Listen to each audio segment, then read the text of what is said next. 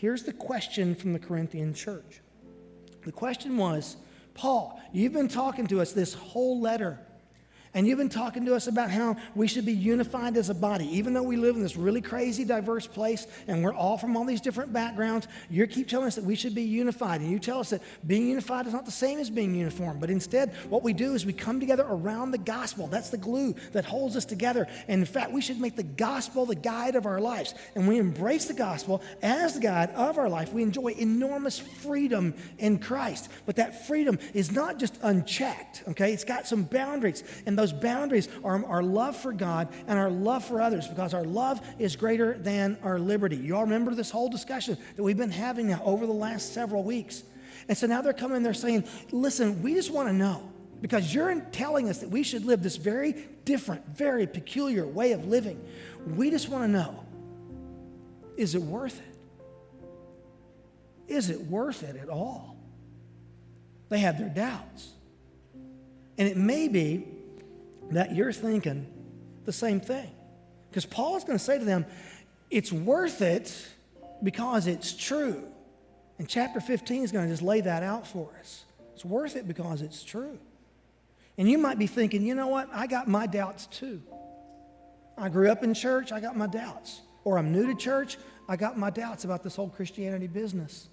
And I just want you to know, if you've got your doubts, welcome to the human race. To doubt is to be human, isn't it? But I just want to tell you, if you doubt, if you've got some doubts about Christianity, I'm just really glad that you're here today. I really, truly am, because one of the greatest things about Christianity is that it boldly invites us to examine to see if its claims are true. And that's what 1 Corinthians 15 is all about. Paul says, hey, I know you have your doubts, and I just want you to understand something.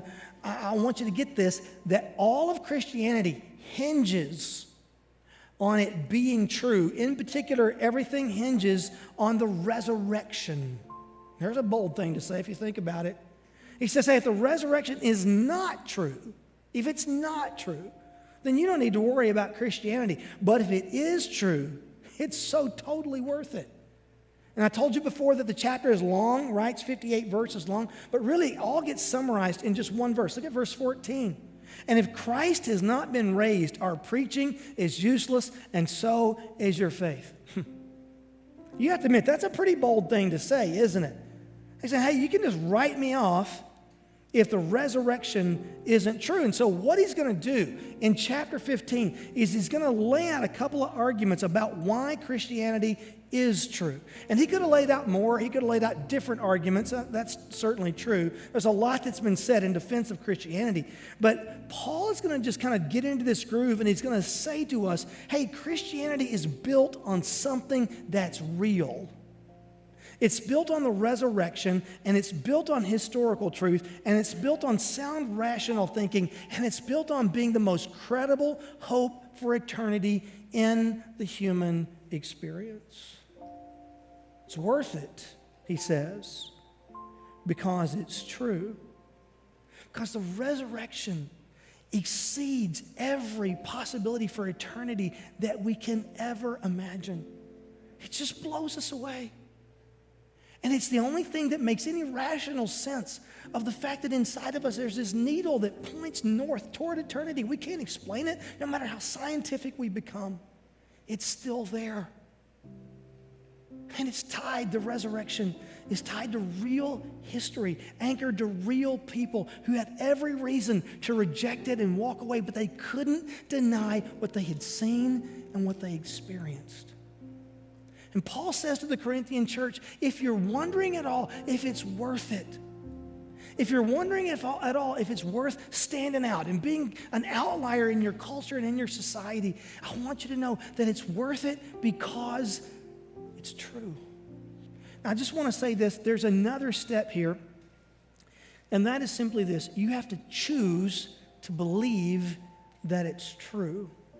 I mean, in order to release the power of the gospel, which is really what we've been talking about this whole time, to really release the power of the gospel in your life, you have to accept it.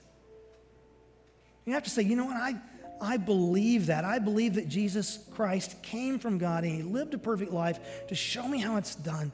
And he died for me and he overcame the power of death itself by rising from the dead on the third day. And throughout history, God has been declaring this simple truth. And he's been inviting us to stand in the crosswinds of our culture and just declare, I believe it. I believe that it's true. When we make that declaration, we face a headwind of culture coming against us. I get it. But nothing matters more. Nothing matters more. It's worth it because it's true.